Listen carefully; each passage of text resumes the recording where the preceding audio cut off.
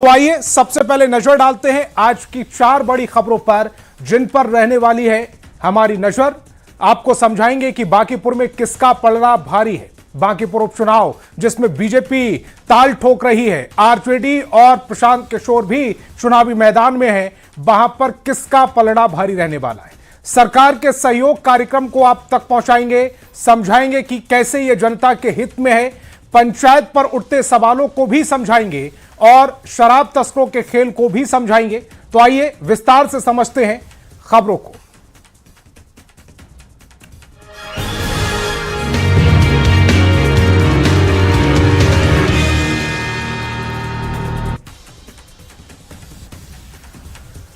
तो बिहार की एकमात्र सीट बांकीपुर के लिए होने जा रहे उपचुनाव के लिए नेताओं ने पूरी ताकत झोंक दी है। बीजेपी की पारंपरिक सीट के लिए पार्टी के राष्ट्रीय अध्यक्ष नितिन नवीन ने आज खुद मोर्चा संभाला। पार्टी कार्यकर्ताओं के साथ चुनावी जीत की रणनीति पर जोर दिया। बांकीपुर से इस बार आरजेडी की प्रत्याशी रेखा गुप्ता मैदान में हैं, तो जन स्वराज के संस्थापक प्रशांत किशोर भी पहली बार मैदान में ताल ठोक रहे। जीत के अपने अपने दावों के बीच सवाल यही कि बांकीपुर में किसका पलड़ा भारी।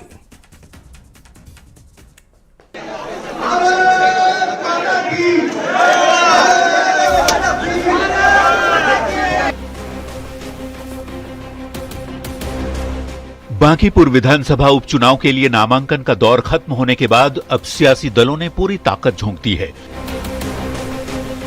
बीजेपी की परंपरागत सीट रही बांकीपुर के प्रत्याशी नीरज कुमार सिन्हा की जीत सुनिश्चित करने के लिए पार्टी के राष्ट्रीय अध्यक्ष नितिन नवीन ने विधानसभा क्षेत्र में रणनीति पर कार्यकर्ताओं के साथ बैठक की, चुनावी तैयारियों की समीक्षा की। बैठक के बाद प्रेस कॉन्फ्रेंस करते हुए नितिन नवीन ने बांकीपुर की जनता से पार्टी प्रत्याशी नीरज कुमार सिन्हा को जिताने की भावुक अपील भी की।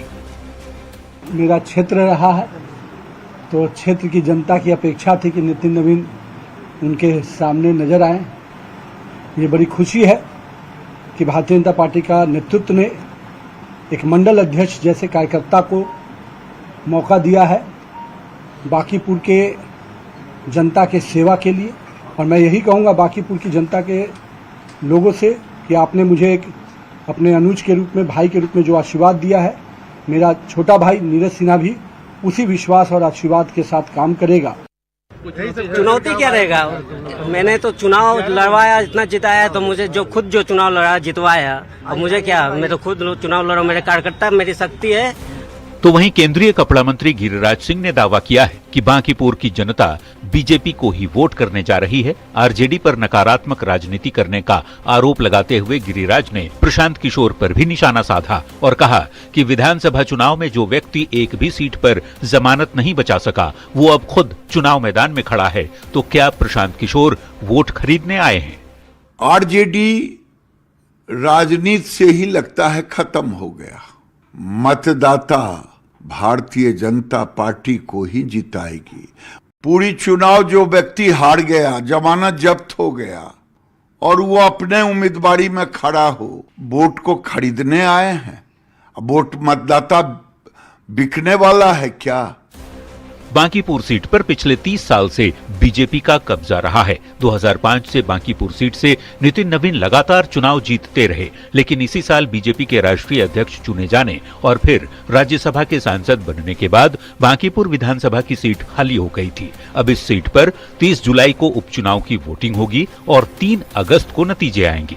वैसे मैदान में आरजेडी उम्मीदवार रेखा गुप्ता के साथ ही जनसुराज के संस्थापक प्रशांत किशोर भी खुद चुनावी ताल ठोक रहे हैं। ऐसे में इस एकमात्र सीट पर हो रहे उपचुनाव में एक ही सवाल हर किसी की जुबान पर है, वो ये कि बांकीपुर में किसका पलड़ा भारी। दिल्ली संवाददाता अमितेश सिंह के साथ पटना से शैलेंद्र कुमार की रिपोर्ट, न्यूज़ 18। तो चलिए समझते हैं बांकीपुर में किसका पलड़ा हकीकत में भारी है। बांकीपुर विधानसभा सीट के लिए उपचुनाव होने जा रहा है। 30 जुलाई को वोटिंग है और 3 अगस्त को रिजल्ट आएगा। नामांकन का दौर खत्म हो चुका है और अब सियासी दलों ने अपनी पूरी ताकत झोंक दी है। शुरुआत बीजेपी ने की। बीजेपी की परंपरागत सीट रही बांकीपुर में इस बार नीरज कुमार सिन्हा प्रत्याशी हैं। बीजेपी के राष्ट्रीय अध्यक्ष नितिन नवीन ने मंगलवार को खुद मोर्चा संभाला। विधानसभा क्षेत्र के कार्यकर्ताओं के साथ रणनीति पर मंथन किया गया है। बांकीपुर की जनता से नीरज कुमार सिन्हा को जिताने की भावुक अपील भी की गई। रेखा गुप्ता को आरजेडी ने अपना उम्मीदवार बनाया है। जन स्वराज के संस्थापक हैं प्रशांत किशोर, वो भी पहली बार चुनावी मैदान में ताल ठोक रहे हैं। विधानसभा चुनाव में जन स्वराज पार्टी की जमानत जब्त हो गई थी। उपचुनाव में सभी अपनी अपनी जीत का फिलहाल तो दावा कर रहे हैं, लेकिन बांकीपुर सीट पर मुकाबला किस कदर करवट बदल सकता है उसको भी समझ लेते हैं। बीजेपी का करीब 30 साल से इस सीट पर कब्जा रहा है। 30 साल से यानी 1995 से। 2006 से लगातार नितिन नवीन यहां से विधायक रहे हैं, यानी कि 20 साल से। बीजेपी के मजबूत किले पर इस बार नीरज कुमार सिन्हा उम्मीदवार हैं। आरजेडी ने इस सीट पर अपने प्रत्याशी रेखा गुप्ता पर दांव खेला है और 2025 का यानी 6-7 महीने पहले जब चुनाव हुआ था तब भी रेखा गुप्ता ही यहां से आरजेडी की प्रत्याशी थी। प्रशांत किशोर ने तब वंदना कुमारी को उम्मीदवार बनाया था, लेकिन इस बार प्रशांत किशोर खुद चुनावी मैदान में उतरे हैं और इस मुकाबले को दिलचस्प बना रहे हैं। बांकीपुर सीट से यह भी समझना होगा आपको कि पहले इस विधानसभा क्षेत्र को पटना पश्चिम सीट के नाम से जाना जाता था। 2008 में परिसीमन हुआ और उसके बाद पटना वेस्ट का नाम बदलकर बांकीपुर कर दिया गया। पिता नवीन किशोर प्रसाद सिन्हा के निधन के बाद 2006 से नितिन नवीन लगातार यहां से एमएलए हैं, विधायक रहे हैं। पटना जिले की बांकीपुर विधानसभा सीट पर करीब 4 लाख वोटर हैं। यहां कायस्थ और वैश्य वर्ग के मतदाताओं का प्रभाव रहा है, इसीलिए बीजेपी ने कायस्थ और जो आरजेडी है उसने वैश्य मतदाता को चुनावी मैदान में उतारा है। 2025 विधानसभा चुनाव में नितिन नवीन करीब 52,000 वोट से जीते थे। बीजेपी इस सीट से 1995 से चुनाव नहीं हारी है। अगली खबर का रुख करेंगे और बिहार में अब जनता की शिकायतों का समाधान सीधे मुख्यमंत्री सम्राट चौधरी के स्तर पर होगा। राज्य स्तरीय सहयोग कार्यक्रम की शुरुआत हो गई है, जहां उन लोगों की शिकायतों पर सुनवाई की जाएगी जिन्हें पंचायत या जिला स्तर पर समाधान नहीं मिला या जो अधिकारियों के फैसलों से संतुष्ट नहीं है। पहले एक रिपोर्ट, फिर खबर समझाएंगे।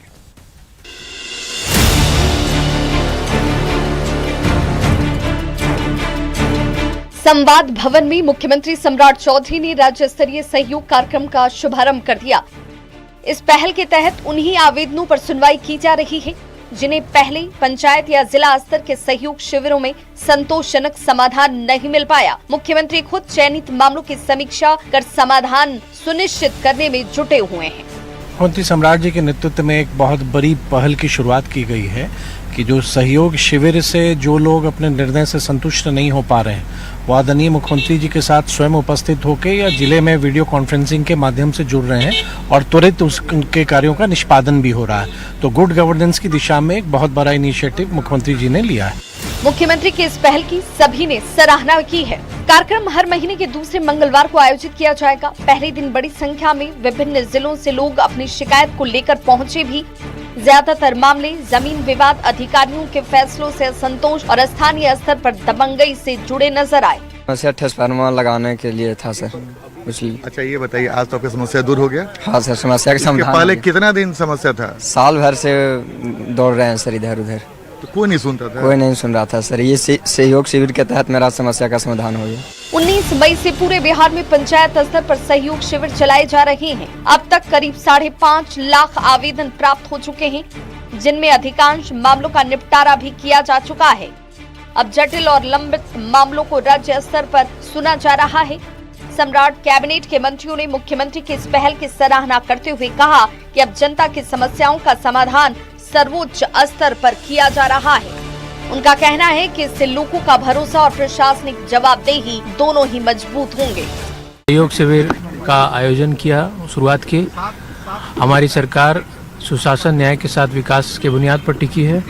इसी दिशा में उठाया गया एक कदम है और जनता से अनुरोध करता हूं कि इस कार्यक्रम का, इस शुरुआत का, इस पहल का फायदा उठाएं। सरकार का दावा है कि राज्य स्तरीय सहयोग कार्यक्रम से लंबित शिकायतों का तेजी से निपटारा होगा और आम लोगों को न्याय दिलाने की प्रक्रिया और ज्यादा प्रभावी बनेगी। न्यूज़ 18 के लिए पटना से आनंद अमृतराज की रिपोर्ट।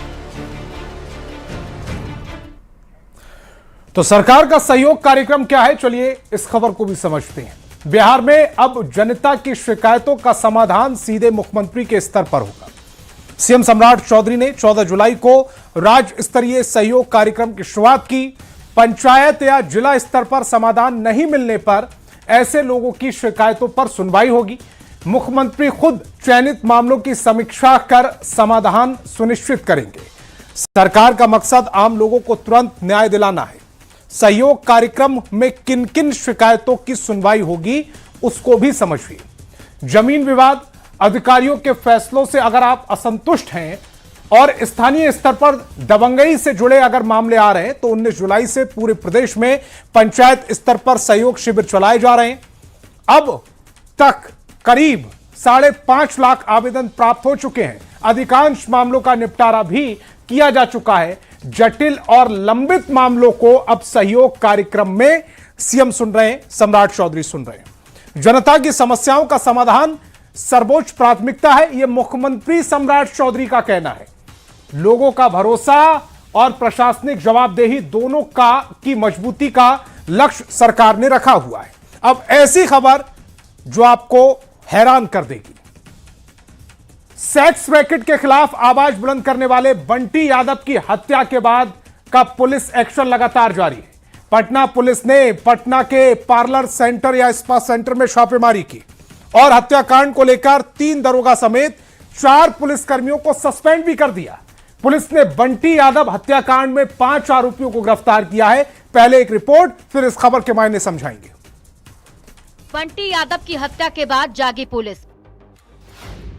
सेक्स रैकेट के खिलाफ पुलिस का एक्शन। बंटी यादव हत्याकांड में बड़ा एक्शन। 3 दारोगा सहित 4 पुलिसकर्मी सस्पेंड।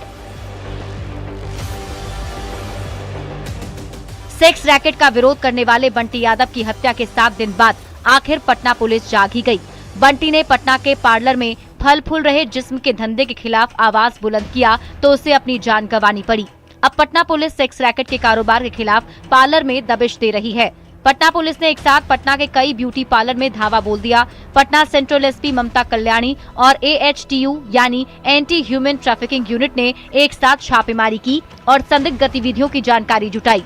पार्लर और स्पा सेंटर की आड़ में देह व्यापार का धंधा करने वालों के खिलाफ विशेष छापेमारी अभियान चलाया। छापेमारी के दौरान पुलिस ने 2 शख्स को हिरासत में लिया है। सेक्स रैकेट का विरोध करने पर ही बंटी यादव को अपराधियों ने मौत की नींद सुला दी थी। बंटी यादव हत्याकांड मामले में पुलिस ने बड़ा एक्शन लिया। पुलिस ने 3 दारोगा सहित 4 पुलिसकर्मियों को सस्पेंड कर दिया है।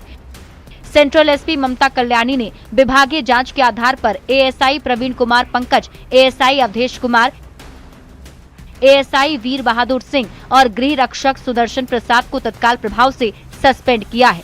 जांच में सामने आया कि अपहरण के समय ये पुलिसकर्मी घटनास्थल के बेहद करीब मौजूद थे, लेकिन समय पर कार्रवाई नहीं कर सके। सभी को 3 दिन के अंदर स्पष्टीकरण देने का निर्देश दिया गया है। दिनांक 6/7/26 को बंटी का अपहरण हो गया था पटना स्टेशन से। उस मामले में 4 पुलिस पदाधिकारी कर्मियों का सस्पेंशन का आदेश हुआ है। इनके द्वारा लापरवाही बरती गई। इतनी बड़ी घटना होने के बावजूद इन्हें पता नहीं चला और इसकी जानकारी इन्होंने अपने वरीय पदाधिकारी को नहीं दी। बंटी हत्याकांड में पुलिस ने अब तक 5 लोगों को गिरफ्तार किया है। गिरफ्तार रोहित, अजीत और बजरंगी का आपराधिक इतिहास है। सेक्स रैकेट के खिलाफ आवाज उठाने वाले बंटी यादव को 5 जुलाई को पटना जंक्शन के पास से अगवा कर लिया गया था। अपहरण के 5 दिन बाद अथमल गोला से बंटी का शव बरामद हुआ। पटना में फास्ट फूड व्यवसायी बंटी यादव का बाढ़ के अथमल गोला में शत विशत हालत में शव मिला था। बंटी के चेहरे को इतनी बुरी तरह से कुचल दिया गया था कि उसकी पहचान भी मुश्किल थी। पोस्टमार्टम के दौरान उसके कुल्हे में प्लेट लगे होने की बात सामने आने पर परिजनों ने उसकी पहचान की थी। मामले में पुलिस की शुरुआती कार्रवाई पर लगातार सवाल उठ रहे थे। फिलहाल हत्या और पुलिस की भूमिका दोनों की जांच जारी है। न्यूज़ 18 के लिए पटना से धर्मेंद्र कुमार के साथ बाढ़ से अनिरुद्ध कुमार की रिपोर्ट। तो चलिए बंटी यादव मर्डर केस की गंभीरता को आपको समझाते हैं। राजधानी पटना में सेक्स रैकेट के खिलाफ आवाज बुलंद करने वाले बंटी यादव की हत्या हो जाती है। इस हाई प्रोफाइल मर्डर के बाद पुलिस का ताबड़तोड़ एक्शन शुरू होता है। पटना के पार्लर सेंटर और स्पा सेंटर में छापेमारी की जाती है। हत्याकांड के बाद 3 दरोगा समेत 4 पुलिसकर्मियों को भी सस्पेंड कर दिया जाता है। पटना सेंट्रल एसपी और एएचटीयू यानी एंटी ह्यूमन ट्रैफिकिंग यूनिट के ने ये एक साथ छापेमारी की। पार्लर स्पा सेंटर से जुड़ी गतिविधियां जो संदिग्ध थीं, उनकी जानकारी जुटाई गई। स्पा सेंटर की आड़ में देह व्यापार का धंधा करने वालों के खिलाफ विशेष छापेमारी अभियान फिलहाल भी जारी है। बंटी यादव केस में कार्रवाई क्या क्या हुई और कब कब कार्रवाई हुई, उसको भी समझ लीजिए। ASI Praveen Kumar Pankaj, ASI Awadhesh Kumar, ASI Veer Bahadur Singh और गृह रक्षक सुदर्शन प्रसाद को सस्पेंड कर दिया गया है। जांच में सामने आया कि अपहरण के समय यह पुलिसकर्मी घटनास्थल के करीब मौजूद थे। इस पुलिसकर्मी की मौजूदगी के बावजूद समय पर कार्रवाई नहीं हुई। सभी को 3 दिन के अंदर स्पष्टीकरण देने के निर्देश भी दिए गए हैं। बंटी हत्याकांड में अब तक एक्शन क्या क्या हुआ है समझ लीजिए। पुलिस ने 5 लोगों को गिरफ्तार किया। सेक्स रैकेट का विरोध करने पर ही बंटी की हत्या हुई। किडनैप करने के बाद बंटी की हत्या कर दी गई। यादव जो बंटी यादव है, उसकी हत्या के कई दिन बाद बंटी यादव का शव मिला। पुलिस ने रोहित, अजीत और बजरंगी नाम के शख्स को अरेस्ट किया। अजीत कुमार का आपराधिक इतिहास भी रहा है। आरोपियों से पुलिस बेहद सख्ती के साथ पूछताछ भी कर रही है। और अब एक ऐसी खबर जो पंचायत की पवित्रता पर गंभीर सवाल खड़े कर रही है। पंचायत, पवित्रता और सवाल। झारखंड के गुमला से जो खबर सामने आई, उसने प्रशासन से लेकर सियासी महकमे तक को हरकत में ला दिया है। क्योंकि 3 साल की मासूम से दुष्कर्म के बाद पंचायत बुलाकर मामले को सलटाने का यानी कि सुलझाने का मामला तूल पकड़ता जा रहा है।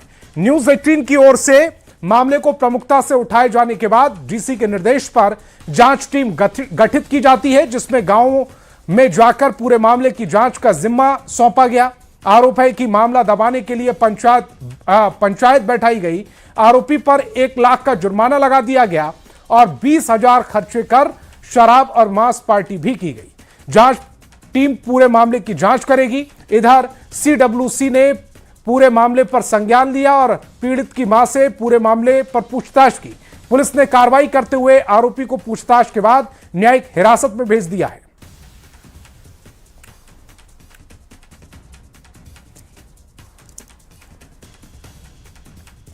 तो गुमला में पंचायत पर सवाल क्यों उठ रहे हैं, खबर समझ लीजिए। 3 साल, जी हां, इतनी ही उम्र थी उस मासूम की जिसके साथ दुष्कर्म हुआ, हैवानियत हुई और हैवानियत के बाद पंचायत बुलाई गई।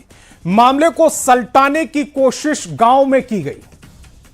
पुलिस ने इस मामले को सलटाने की कोशिश नहीं की गई। पंचायत बुलाकर गांव में ही इस पूरे मामले को सुलझाने की कोशिश की गई जो उलझा हुआ था। न्यूज 18 ने मामले को प्रमुखता से उठाया, जिसका असर हुआ।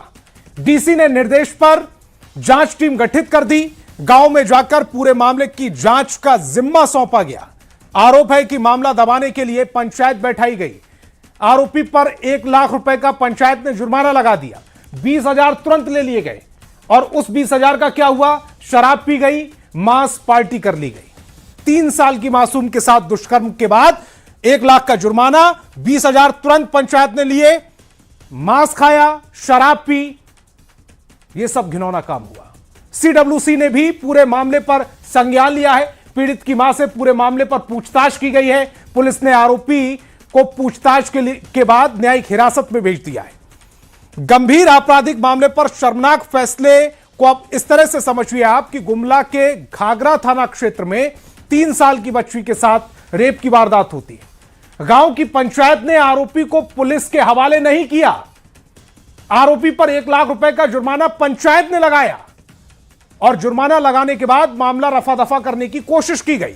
आरोप है कि जुर्माने की रकम से जो पीड़िता की मां को मिलनी थी, उस रकम से पंचायत के लोगों ने 20,000 रुपए लिए, शराब पी, मांस खाया। ऐसे पंचायत के फैसले पर अब सवाल खड़े होने लगे हैं। न्यूज 18 की खबर के बाद जिला प्रशासन ने जांच और तेज कर दी है।